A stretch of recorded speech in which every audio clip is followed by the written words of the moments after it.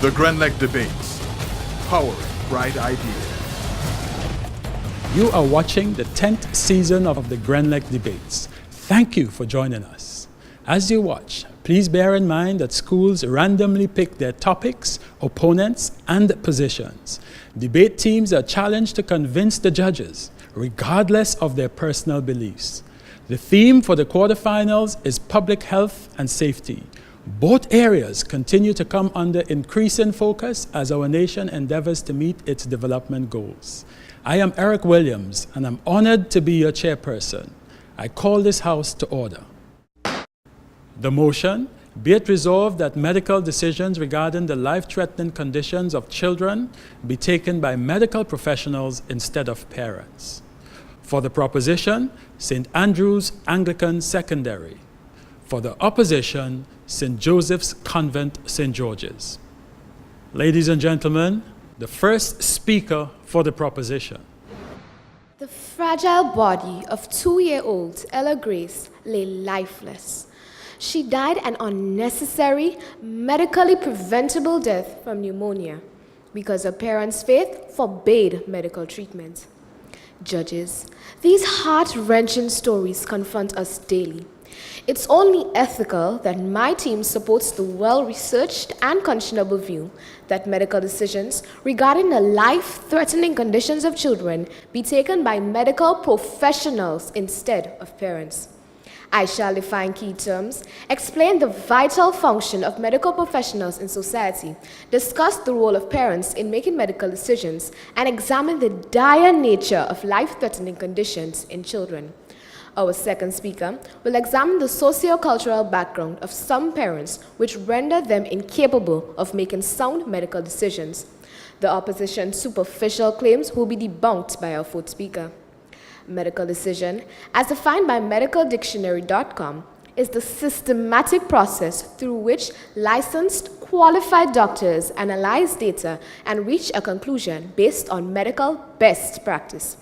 Collins Dictionary states that life-threatening conditions are any illnesses or situations which make it possible that the person affected will die. Children, according to modules in social studies, are individuals between birth and puberty.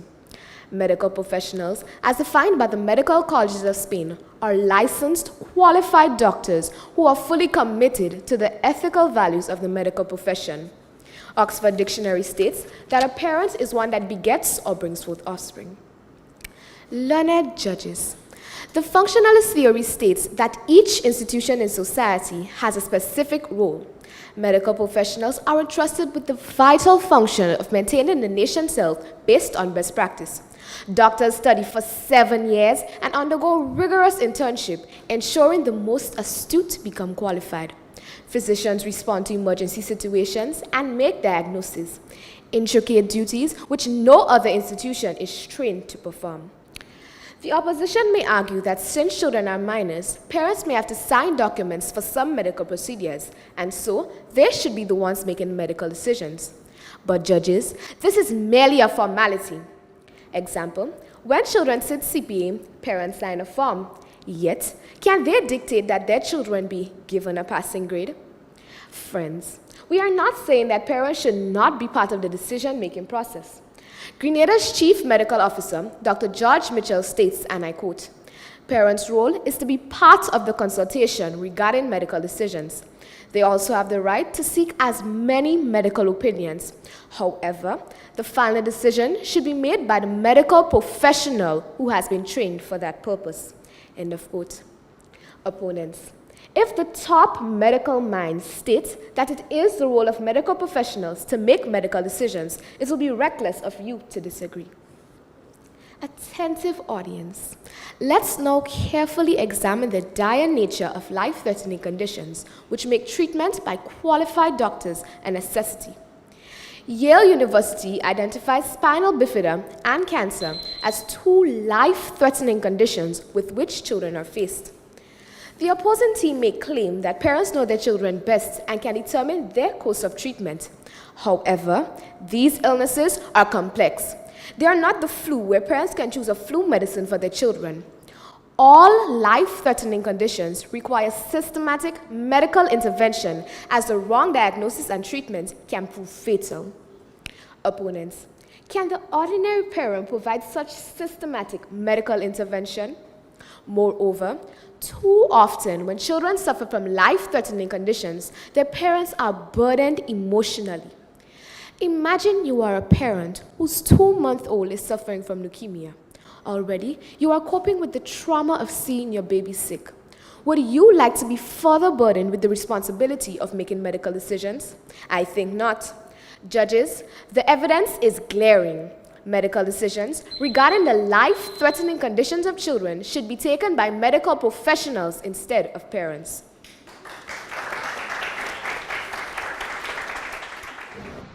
Let's welcome the first speaker for the opposition. Honorable judges, audience, all, good morning. We strongly refute the moot that medical decisions regarding the life-threatening conditions of children be taken by medical professionals instead of parents. We strongly agree instead that such decision-making process collaboratively involves medical professionals, parents, as well as patients. Such collaboration will enable well-informed parents to make the best decision in the interest of the child. I will define key terms in our argument and explain why well-informed parents should make the decision on behalf of the child. Our second speaker will provide examples proving why medical professionals should offer recommendations rather than being the sole decision makers. A child, according to the United Nations Convention on the Rights of a Child, is every human being below the age of 18 years unless emancipated from their parents or live without financial assistance from them. According to the Education Act of Bedford, UK, parents are defined as biological, adopted, and surrogate guardians who have legal parental responsibility or care of a child or young person. The Cambridge Dictionary's definition of a life-threatening condition is a disease or condition from which the likelihood of death is probable unless the course of the disease is interrupted. It can be acute or chronic. Judges, one then asks, why should parents have the authority to make medical decisions concerning the life-threatening conditions of their child? According to the same Rights of the Child Convention, parents have the legal and moral duty to make decisions for the upbringing and development of their child. These include medical decisions. Secondly, according to the article Parental Decision Making by the University of Washington School of Medicine, in most cases, a child's parents are the ones who know and care the most about him or her. Parents then are more likely than medical professionals to make the best decision for their child and understand the unique needs of their child. Furthermore, since many medical decisions will also affect the child's family, parents can factor family issues and values into medical decisions. Additionally, the American Medical Association asserts that children should be able to have an input in their medical care. Parents are children's advocates, and if one were to silence the parent by disallowing them to make these decisions, they would also be silencing the voice of the child. The Medical Code of Ethics posits that parents have the right to know all options for medical treatment. As such, doctors should engage parents in obtaining detailed medical information without being prejudiced so that a well-informed decision can be reached. Worthy opponents, we are strongly advocating that the professional duty of medical practitioners is to listen to the parents and then advise them on the prognosis. We acknowledge that there may be conflicting situations between the medical professionals and parents concerning what is best for the child. Such situations mandate that the state assumes the role of surrogate parents and intervenes to make an objective medical decision, not the medical professionals. To illustrate, according to CNN, in 2002, Noah Maxon was diagnosed with leukemia. His medical team recommended chemotherapy and cautioned that death was imminent without it. His parents rejected this and found a doctor who specialized in holistic medicine to oversee Noah's treatment with supplements and a special diet. This case was then brought to court, and Noah's parents won, having shown that the alternative treatment was in the best interest of the child. Noah's life was prolonged for an additional 5 years. Thus, it is important that medical professionals maintain an advisory capacity and leave decision-making to well-informed parents. Thank you.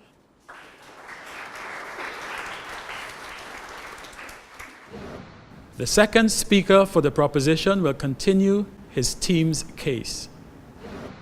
We stand by our definitions. Laudable judges, in a perfect society, all parents would prepare cognitively and psychologically for parenthood. They will be competent decision makers. Unfortunately, this perfect world does not exist. Renowned counselor, Mr. David Andrews states, and I quote, "The biological act of becoming a parent does not automatically endow one with the faculty to make sound decisions for his child." End of quote. Just this month, the world was stunned by the graphic video of an almost naked Jamaican mother who, in local parlance, was planasing her daughter. God forbid this child were to sustain a life-threatening injury. Opponents, are you therefore saying that this irrational mother, and not a qualified doctor, is better suited to make medical decisions regarding her child's life? We understand that it may be a hard pill to swallow, but the fact remains, some parents are mentally incapable of making sound everyday decisions, far less to decide on medical treatment for life-threatening conditions. Luckily, not all parents intentionally harm their children, but there are those who, dictated by religious and cultural backgrounds, make poor medical decisions. It was a sad case at Muhlenberg Hospital when a 6-day-old infant needed a life-saving blood transfusion. His mother, a Jehovah's Witness, objected, stating her religion banned it. Fortunately, the Superior Court of New Jersey intervened and ordered the transfusion, saving his precious life. Depressingly, many children are not as fortunate. Opponents, is it fair that children be made martyrs because of their parents' faith? Furthermore, in countries such as China, girls are seen as unimportant and are often killed by parents. In Tanzania, superstitious parents murder their albino children. Opponents, do you think that in these countries, parents will make medical decisions in their children's best interest? Anyone can become a parent. Should this automatically give one the right to make medical decisions in life-threatening situations concerning children? What is crucial is saving the life of the child. Qualified doctors are trained for this purpose. Some may ask, how can we guarantee that doctors make ethical decisions? To this we state, there are checks and balances in place in the form of chief medical officers and hospital boards. Furthermore, parents have the right to seek many medical opinions. Attentive audience. A child faints. A good Samaritan rushes her to the hospital. The medical professionals diagnose that she needs to be nebulized immediately. Opponents, do these qualified doctors wait for the unconscious child's parents to make a decision? How inhumane! Judges, it's only ethical that medical decisions regarding the life-threatening conditions of children be taken by medical professionals instead of parents.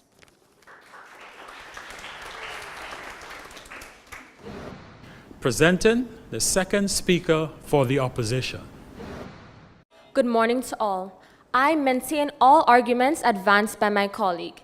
It is important to note that each patient is different and many factors contribute to the final medical decision that parents may agree to. Such factors include risk of procedure, affordability, resources, their ideology, and the availability of alternative care. Firstly, when medical professionals make the final decision, they may deprive parents from seeking alternative care and second opinions. Therefore, there are several alternative medical treatments for life-threatening conditions offered in other jurisdictions with superior medical facilities. Parents should be permitted to make that decision rather than be solely at the mercy of one group of medical professionals. For instance, in Grenada, we sometimes lack resources and specialized medical expertise. Our general hospital also has antiquated facilities and inadequate service. Thus, if parents are financially able, they should be allowed the opportunity to explore other options for their children's well-being. Worthy opponents, children should have the best medical care. Thus, if there are any organizations willing to offer alternative care, no medical professional should object. Whatever is best must prevail. Additionally, we are very aware that medical professionals often disagree with each other and offer varying prognosis to legal guardians. Let's consider the case of Charlie Gard, an 11-month-old British boy born with mitochondrial DNA depletion syndrome. According to a BBC report, Great Ormond Street Hospital opted to take him off life support and predicted his death. Contrary to their wish, the Vatican Hospital offered to keep him on life support longer. A US-based doctor offered an alternative experimental treatment. Worthy opponents. So which of these medical professionals should make the decision regarding Charlie?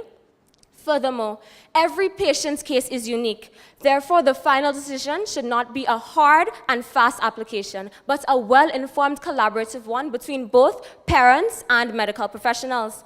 Parents, however, have a legal obligation to refrain from any action advised by the medical team that may cause harm or be a high-risk factor. Here is another pertinent example. The Supreme Court of Delaware in Newmark v. Williams decided in favor of the parent.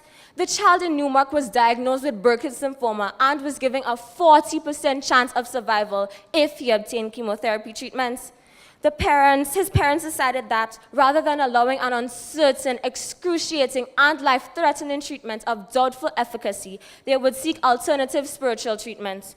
The court determined that the parents were in their right to forego the treatments proposed by the child's physician because of its low success rate and that it would not improve the child's quality of life. My worthy opponents, another case where the parents' will has prevailed.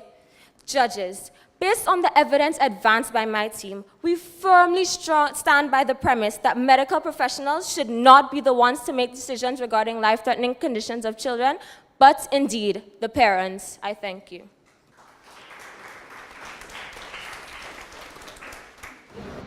During the cross-examination, one speaker from each side will take turns questioning each other about issues that are relevant to the motion. My worthy opponent, your argument is that medical professionals should make the decision, correct? Yes, correct. Do you agree that the opinion of the parent should weigh heavily in the decision-making process? Opponent? A yes or no answer shall suffice. Yes, opponent. Because I say this because the medical professionals are qualified to make such a decision. Hold on, my worthy opponent. Let me finish. Is the parent Opponent, qualified time is to of make the such essence. a decision? Opponent? So if the decision must be made on the opinion of both the medical profession, both the medical professionals and the parents, then you must agree that a collaborative effort must be made rather than a sole decision being made by the medical profession. Opponents, we are saying yes, that the parent should be involved in the decision-making process. Well, then it should but be a collaboration. opponent, however, the final decision should be made by a licensed Worthy medical professional. I need to move on. Do you agree that the opinion of the parent would factor in all other aspects of the child's life? Such as? Such as their social, religious, and the economic stance of the family? Yes, opponent.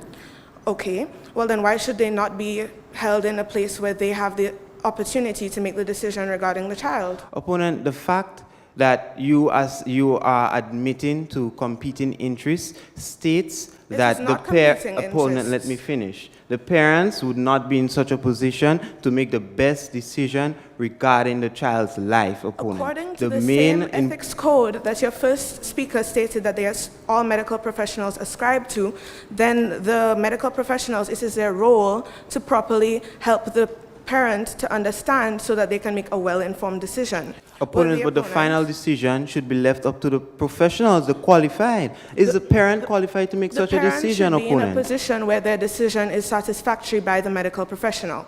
I refer to the case of Charlie God, where 3 different professionals had 3 different opinions and plans for action. Which one was to make the decision?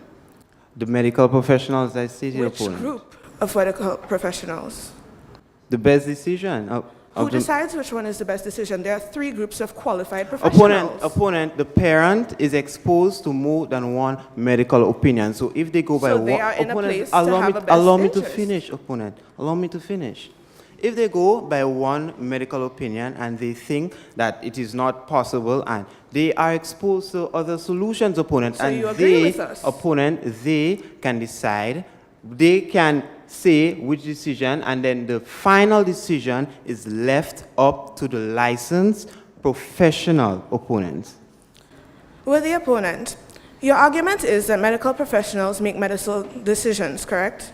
Yes, opponents, they make medical decisions based That's on their enough. experience. That is enough. So by right,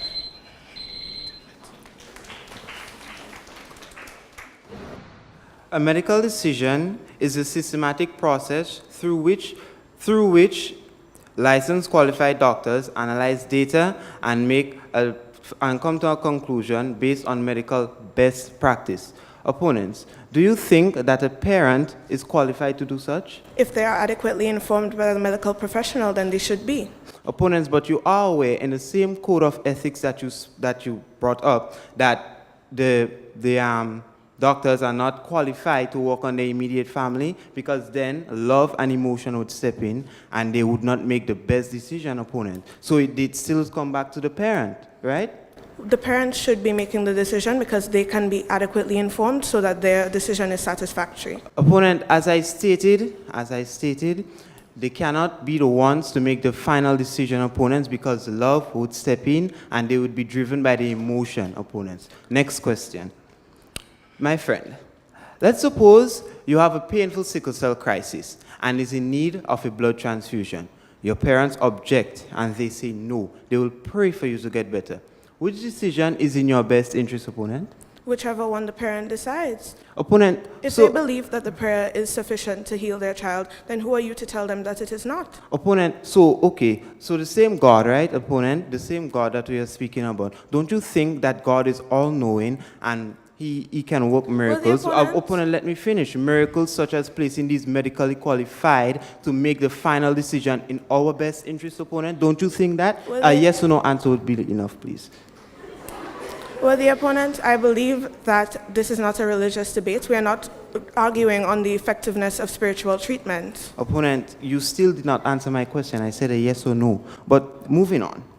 Are you saying, opponent, that when a child is admitted to casualty, the parent should have to wait, the doctors, should have to wait on the parents to make a decision, even though it might mean that the child will die from a lack of medical attention? Are you aware that they do not have to wait? They have been already awarded the authority to move on as long as the parent is absent. Okay, well, opponent, such you are agreeing with me. No, I am Opponent, not. let me finish. This So then the authority decision has been given to them by the surrogate parent, which is a state. Opponent, so the decision is still not made by the parents. It is left up to the license, as I said, No, the licensed, it has been made by the qualified state. medical professional. Oh, so opponent, don't the doctors work with the state, opponent? Who they work with? Moving on, opponents. On the basis of your argument, are you saying that a single parent father who sexually and physically abused his daughter to the point of near death still has the right to determine a course of medical treatment, opponent? In a case like this, the state will step in.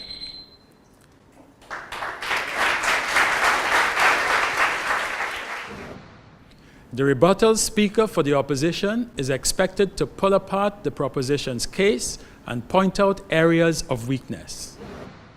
Good morning, all. Medical professionals should not have the right to make decisions regarding the life-threatening conditions of the child. Worthy opponents, you say that medical professionals are capable and qualified. We agree. They have the expertise needed to perform their role to give the parents necessary information to make the decision for their child. This is clearly outlined in both the UK and USA Medical Code of Ethics. Moreover, you stated that being a parent does not make parents capable of making medical decisions. Opponents, it is the medical professional's role to give parents all the information they require to ensure that they understand. Also, as previously mentioned, if a parent is found to be incapable, then the state, acting as a surrogate parent, should step in. You gave an example of a patient that needed emergency nebulization. In such cases, if the parents are not present, the decision will be made by the medical professional in regards to what the state has required of them. This is only in emergency settings. Your speaker claimed that it is also stated that medical professionals are trained and qualified. In the case of Charlie Gard, you have 3 different medical professionals stating 3 different things. Who would you listen to, opponents? Your second speaker spoke on a case where the parents refused treatment. Would you prefer the parents to refuse the treatment than to tarnish the doctor's reputation? The opposition's second speaker stated that a perfect world does not exist. This is true. Hence why parents are often bring in more than one person to help them better understand the condition of their child and what the doctor is stating. What are your opponents? You suggest that they should medical professionals should make the decisions after collaborative consultations. Then you are agreeing with us. Thank you.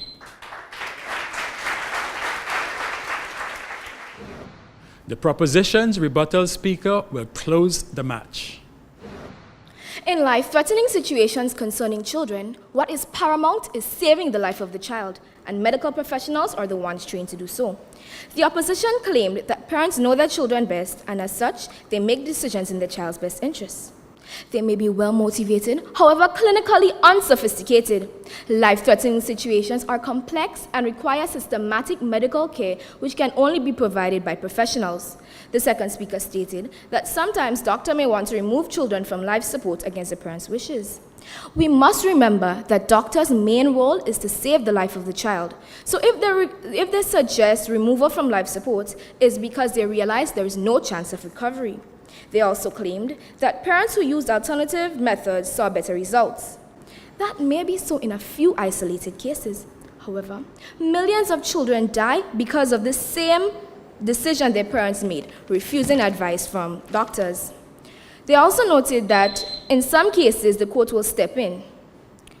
Exactly, opponents. Then the child is sent to the medical professionals who will ultimately make the decision. The first speaker stated that parents can judge based on, they can use alternative methods such as prayers. This is irrational. Children should not serve as martyrs for their parents' religion. Also, this very same God that you pray to, he is the one who made the medical professionals so that we can go to them. They also noted that parents should make the decision is because their pockets are the ones affected. These external circumstances are irrelevant. It is unfair to weigh the life of a child with material things. And the fact that these parents are more concerned about competing interests than their child's life shows that they are unfit to make medical decisions. They also stated that the parents can make the decisions once they are advised from the doctors. Yes, they would be advised from the doctors. However, they lack the experience.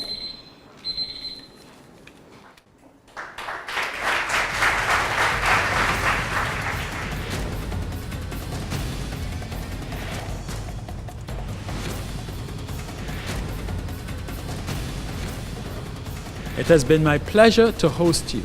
Please tune in for complete coverage of the 2017 Grenlec Debates. The Grenlec Debates. Vote for your favorite debater on our Facebook page. The Grenlec Debates. Powering bright ideas.